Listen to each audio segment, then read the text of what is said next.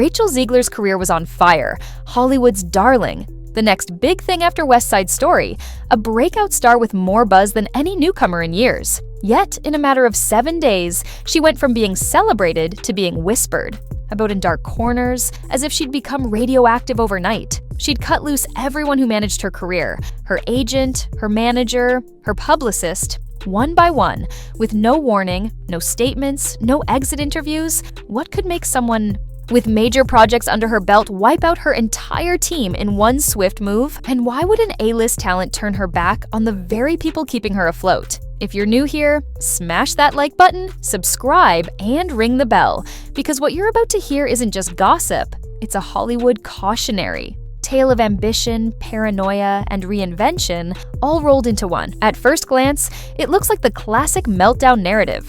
Massive press coverage of the Evita disaster, backstage screaming matches, leaked legal threats, and viral humiliation. So many assumed Rachel simply lost control. Her team did what teams do. They tried to manage the fallout, but she felt betrayed, and her panic turned into a purge. Within 24 hours, her agent's name vanished from the agency website. No farewell, no thank you, just a generic placeholder, where her profile used to be. 2 days later, her manager was gone. By the end of the week, her publicist, the person tasked with protecting her image, was out too. It was a move so brutal, it read like a plot twist in a backstage drama. Insiders say Rachel made the calls herself. One cold, final cut after another. Some say it was panic, some say it was power.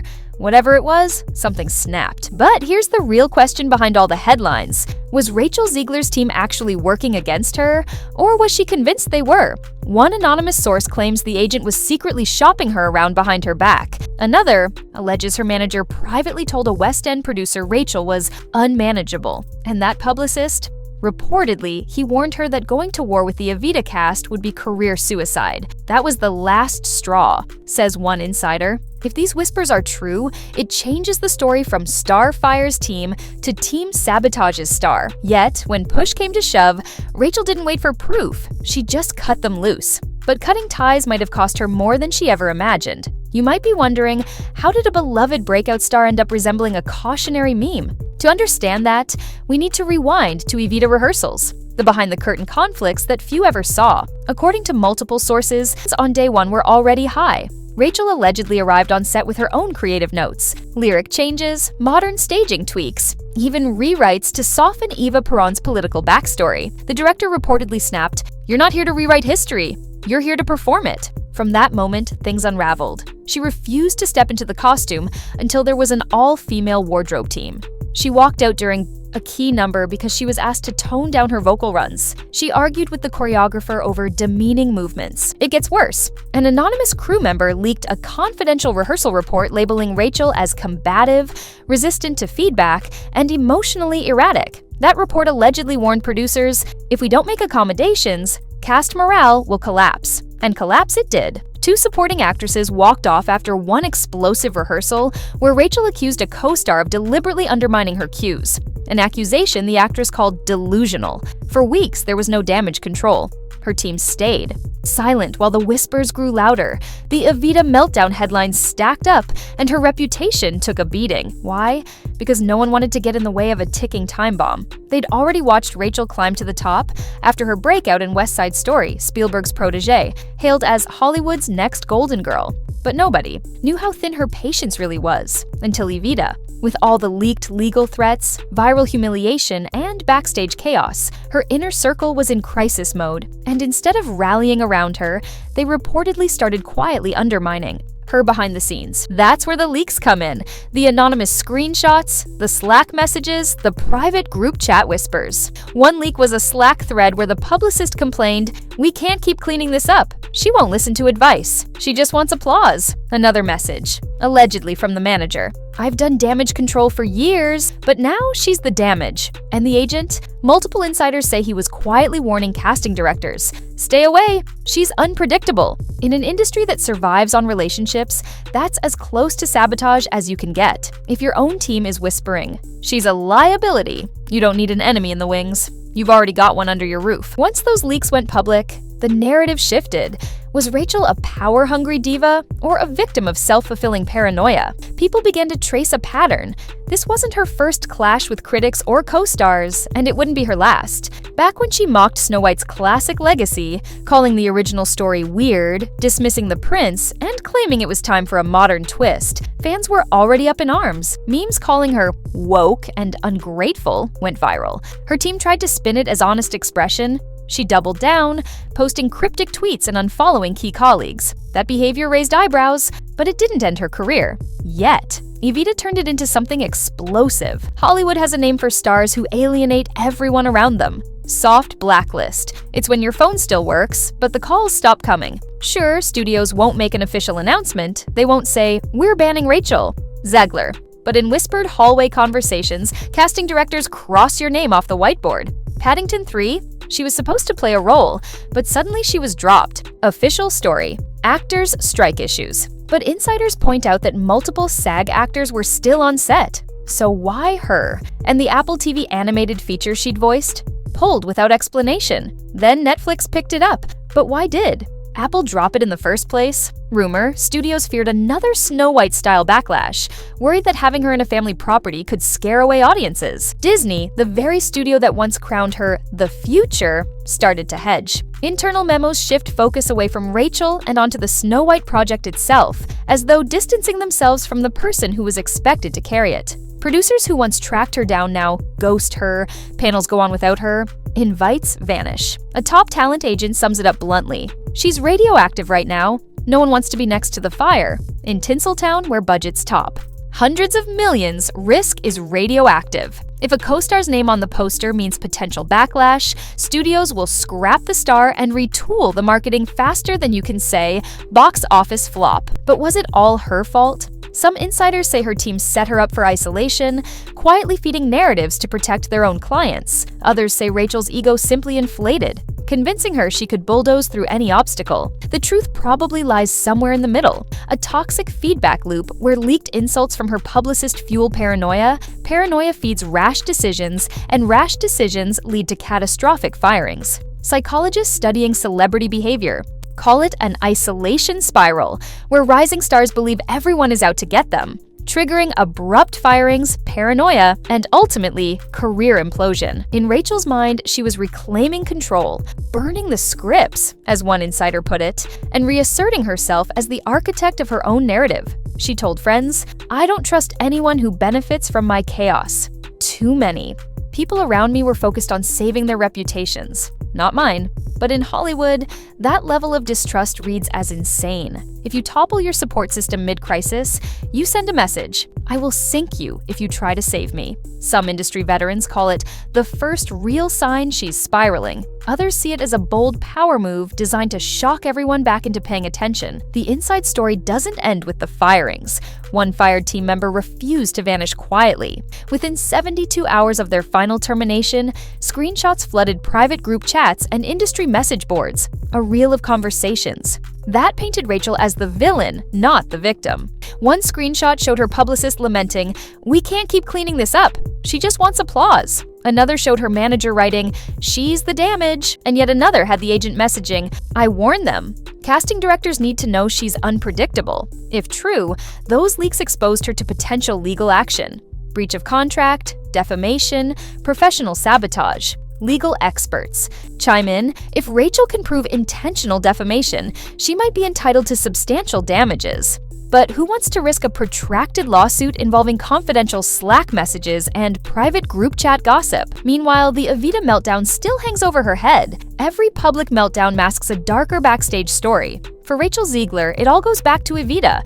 What was supposed to be her triumphant stage comeback turned into a cautionary tale. On set, she clashed with the director, resisted feedback, and refused to compromise. She stormed off more than once, demanding female-only wardrobe staff and creative control over a show that didn't belong to her. An anonymous cast member claimed she said, "You're not here to rewrite history, you're here to perform it." Within days, 2 supporting actresses walked out after one rehearsal, citing a hostile work environment. Instead of stepping in, her team apparently did nothing. No press control, no behind-the-scenes mediation, just silence. That silence meant one thing to Rachel: betrayal. She didn't just walk away, she burned the trail behind her. Once she left the Evita production, she torched her public persona and the people who kept it alive. But Hollywood noticed. One high-profile casting director allegedly pulled her, named from an upcoming project not because he doubted her talent, but because, in his words, she's too hot to touch. Once you're branded unpredictable, every conversation about you includes the caveat, are we ready to deal with that kind of risk? And if a major star declines to follow professional norms, you don't negotiate, you just move on. In an industry driven by perception, unpredictability is a death sentence. But here's the twist. Rachel Ziegler isn't going quietly into obscurity. Within days of the final purge, she posted a cryptic black and white quote on Instagram, "If they can't help you fly, let them go." No caption, no explanation, just vibes. Then she followed 3 new names. A branding coach who'd helped Lindsay Lohan stage her comeback, an indie producer known for gritty, self-funded films, and a former publicist turned YouTube docu-creator, specializing in image rehab. It was a blueprint. She wasn't going to wait for Hollywood's approval. She was going to build a new team, one that answered to her, not the studios. Rumor has it she's planning a personal media project, a hybrid docuseries and video journal where she controls every word, every cut, every angle. Think of it like a Meghan Markle moment. High production, unfiltered, raw, and positioning herself.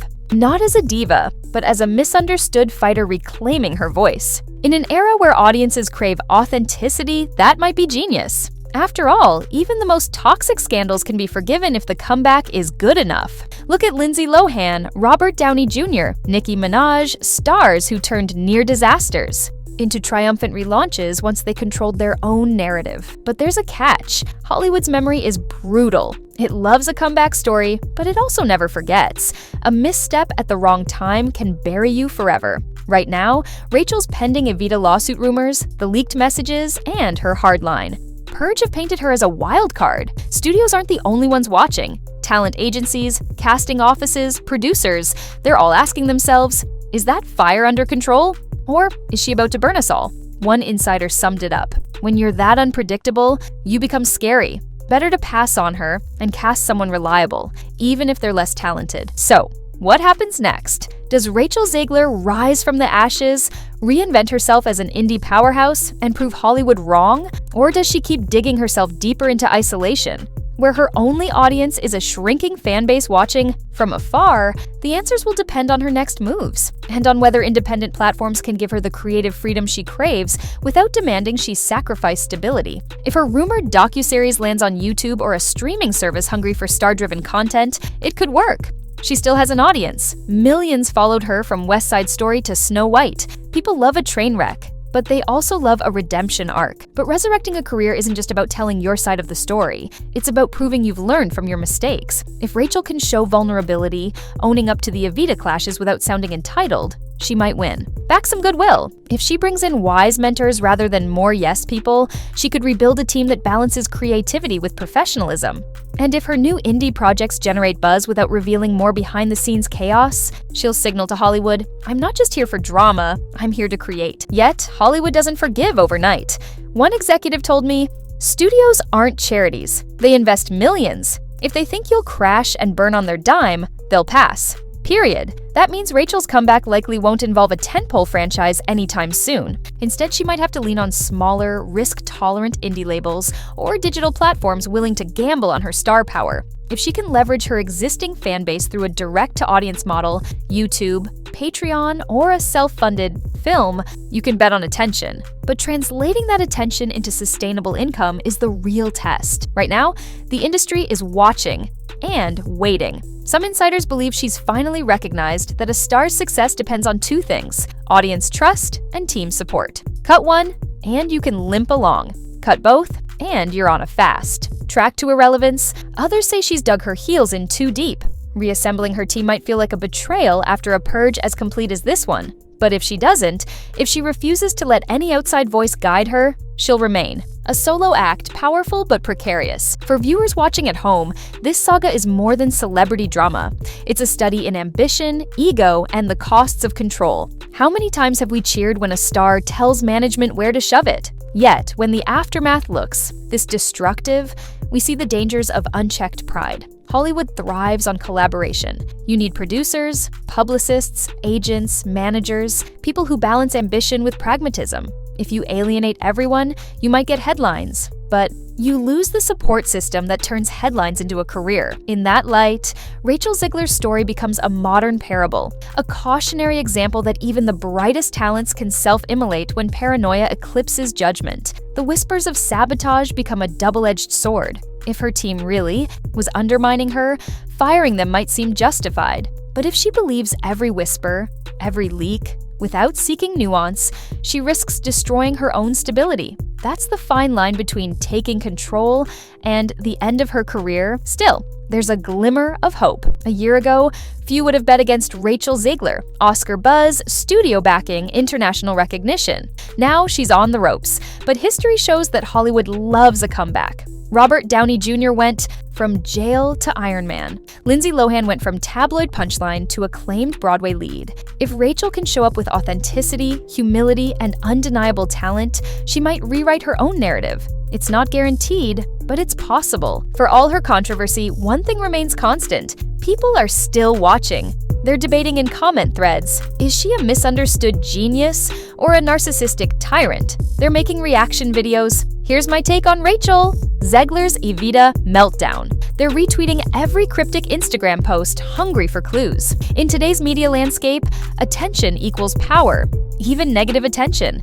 If Rachel can harness that energy strategically, she might turn this freefall into a controlled spiral that ends in a creative renaissance. Of course, that requires sacrifice. She'll need new mentors, new partners, and a willingness to show vulnerability. She'll have to admit her mistakes on camera, own the Evita conflicts, acknowledge her abrupt firings, and demonstrate growth. That's a risky move. It could backfire if people sense it's just another publicity stunt, but if it's genuine, if she truly embraces accountability, she might win back enough trust to climb another rung on Hollywood's ladder. And let's not forget her fans. Many still adore her voice, her stage presence, her raw charisma. If she reconnects with those fans through live streams, behind-the-scenes content, or a frank, unfiltered vlog, they'll rally behind her. Fan. Loyalty can eclipse industry blacklists. Look at Gina Rodriguez. Once seen as hard to manage, she reinvented herself via social media, independent films, and advocacy work.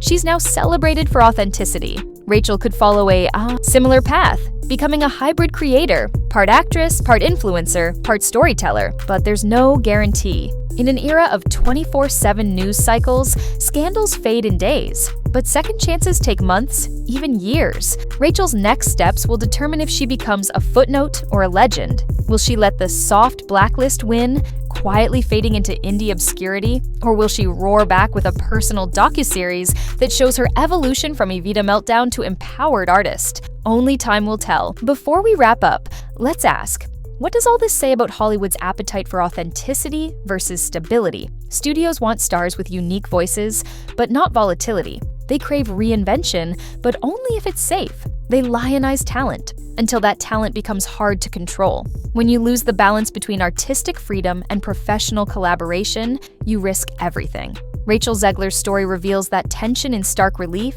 talent and controversy, freedom and support, confidence and paranoia. So, what's your take? Is Rachel a victim of her own team's sabotage? An artist who finally snapped under immense pressure? Or is she the architect of her downfall, driven by pride and impatience? Drop your thoughts in the comments below. And if you enjoyed this deep dive into Hollywood's wildest backstage drama, don't forget to like, comment, and subscribe for more insider analysis. Hit that notification bell so you don't miss our next video, because Rachel Ziegler's story is far from over, and you'll want to be the first to know what happens next. That's it for today. Thanks for watching, and I'll see you in the next one.